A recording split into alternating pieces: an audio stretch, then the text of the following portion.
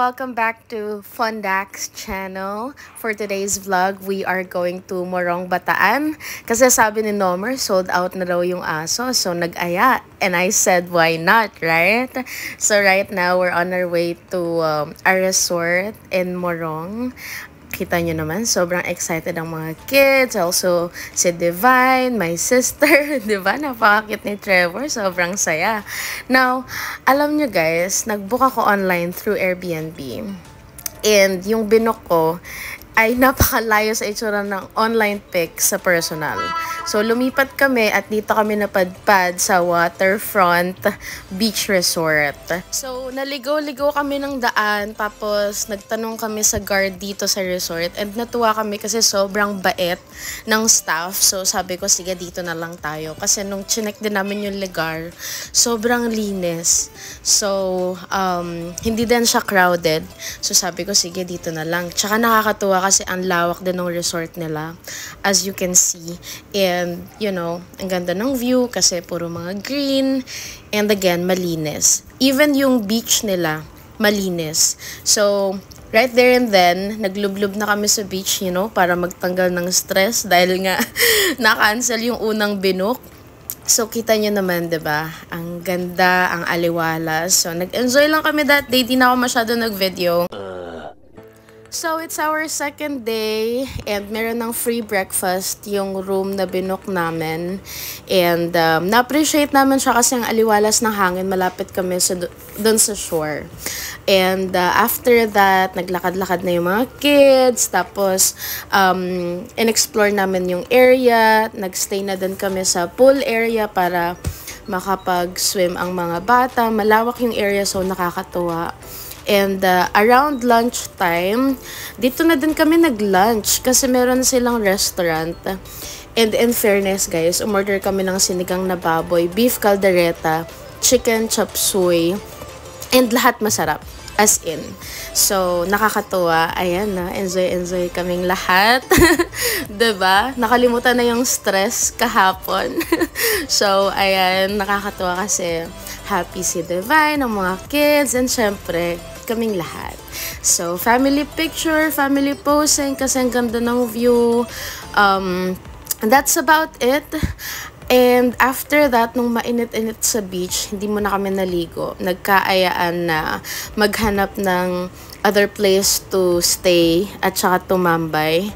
So, naglibot din kami ulit sa area para maghanap ng cafe or anything really na matatambayan at saka makakainan.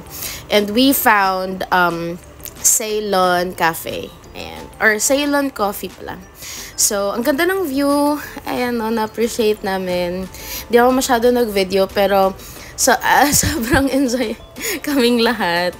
And yung mga kids, nag-aya na bumalik sa resort kasi hindi na ganun kainit. Almost sunset. So, we enjoyed the sunset. Lumangoy ulit kami sa beach and enjoy namin yung beach. And again, guys, nakikita nyo ba yan? Sobrang linis ng beach. Kaya ako paulit-ulit sa linis kasi nakapag-stay na ako sa Morong before and hindi ganun kaganda yung, or hindi ganun kalinis yung beach. Unlike here, napaka well-maintained at nag-enjoy talaga kami. So, ayan, sunset view. Hi, Travis. O, diba? Ayan ang sayaw ng naka-sold out na aso. So, ina-enjoy lang namin yung araw. Sobrang saya. Siyempre, sasamahan ko sumayaw, diba? Ayan si Divine and si Travis. Enjoying everything and ang sunset na napakaganda. So, the rest of the day, nag-video kami and all. Nag-enjoy lang. Di na ako masyado nag-video ulit. 2,000 years later. Good morning! So, it's our third day today. Enjoy yung mga kids. We're wearing our terno pajamas para sa family photos, pictures. And again, free breakfast and enjoying the view. Kita nyo naman, napaka-aliwalas ng hangin, napakasarap ng ganitong pakiramdam. So, every now and then, we want to make sure that we get to distress and really enjoy nature, right? So, let's do a quick tour tatay, vlogger. Anyway, so yan. Meron tayong mga cottages dyan sa harap. Kapag nag-book kayo ng room, pwede nyo na siya magamit for free. Yun yung restaurant nila right there. Bar, billiards, more cottages and rooms on the other side. So, kita nyo naman, kahit napakalawak ng place, ang linis. Kasi maya't maya yung staff naglilinis at nag-a-assist sa mga tao. Kaya, we felt very, very comfortable here. And yung mga kids, this morning habang naghihintay kami ng check-out, nag-swim na agad kami sa pool, enjoy lang, nagpalamig. So, si Divine, ayan. And, syempre, si Baby Trevor at si Nomer, right? So, really, just enjoying our time here. Nakakatuwa kasi kita-kita ko talaga na enjoy yung mga kids. So, yeah, that's about it. 3 hours later. Ayan, so before kami mag-check out, nag-stay muna kami here sa playground. Nakakatuwa kasi kitang-kita nyo naman na enjoy si Divine, si Travis, and si Trevor. And napakaganda talaga ng view.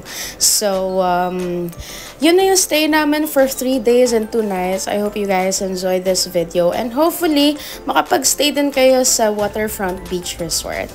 Thank you and please like and follow for more videos.